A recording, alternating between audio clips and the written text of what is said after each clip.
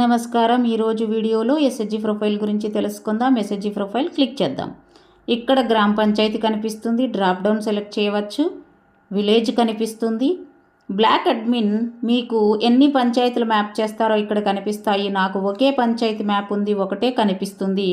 ఇక్కడ మనకి యాక్టివ్ ఎస్హెచ్జిస్ కనిపిస్తున్నాయి. ఇన్యాక్టివ్ పైన క్లిక్ చేస్తే మనకి ఇన్యాక్టివ్ ఎస్హెచ్జిస్ కనిపిస్తాయి. పెండింగ్ ఫర్ అప్రూవల్లో న్యూ ఎస్హెచ్జీలు కనిపిస్తాయి. లోకోఎస్ అప్లికేషన్ ద్వారా చేసిన ఎస్హెచ్జీలు మనకు కనిపిస్తాయి. బీపీఎం అప్రూవల్ ఇచ్చిన తర్వాత మనకు అవి ఎస్హెచ్జీలు యాక్టివ్లో కనిపిస్తాయి. ఇప్పుడు మనము యాక్టివ్ పైన క్లిక్ చేద్దాం. ఇక్కడ మనకి యాక్టివ్ ఎస్హెచ్జీలు కనిపిస్తున్నాయి. ఎన్ఆర్ఎల్ఎం ఎంఐఎస్లో ఎంటర్ అయిన ఎస్హెచ్జీలు ఇప్పుడు లోకోఎస్ అప్లికేషన్లో కనిపిస్తున్నాయి.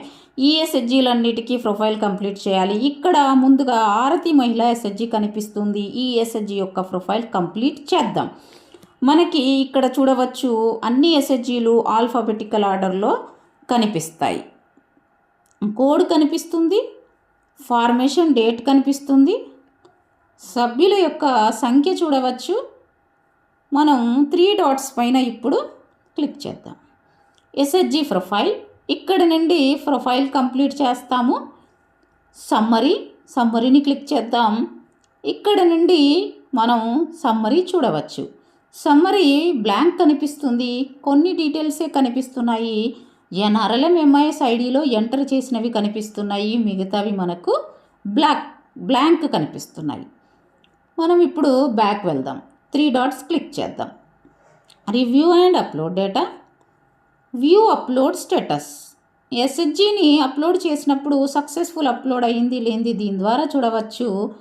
రివ్యూ అండ్ అప్లోడ్ స్టేటస్తో మనం ఎస్హెచ్జిని అప్లోడ్ చేస్తాము. ఎస్హెచ్జిని లాక్ చేయాలంటే ఇక్కడి నుండి చేస్తాం. డౌన్లోడ్ డేటా, ఈ ఎస్హెచ్జికి సంబంధించిన డేటా ఏదైనా కనిపించకపోతే డౌన్లోడ్ డేటా చేయాలి. రిఫ్రెష్ డేటా క్లిక్ చేసి మనం డేటాను రిఫ్రెష్ చేయవచ్చు. ఇన్యాక్టివ్ ఎస్హెచ్జి ఇన్యాక్టివ్ చేయాలంటే ఇక్కడి నుండి చేయాలి. మైగ్రేట్ ఎస్హెచ్జిని ఇన్యాక్టివ్ చేయాలంటే ముందు సభ్యులందరినీ ఇన్యాక్టివ్ చేయాలి. డిలీట్ ఎస్హెచ్జి కొత్త ఎస్హెచ్జిలను మాత్రమే డిలీట్ చేయాలి. డబల్ ఎంట్రీ అవుతేనే డిలీట్ చేయాలి. మైగ్రేట్ ఎస్హెచ్జిని డిలీట్ చేయరాదు.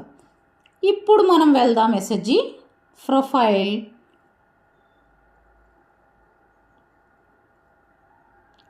క్లిక్ చేయగానే మనకి ఎస్హెచ్జి బేసిక్ డీటెయిల్స్ కనిపిస్తున్నాయి. ఇవి మనము నెక్స్ట్ వీడియోలో తెలుసుకుందాము. ధన్యవాదములు.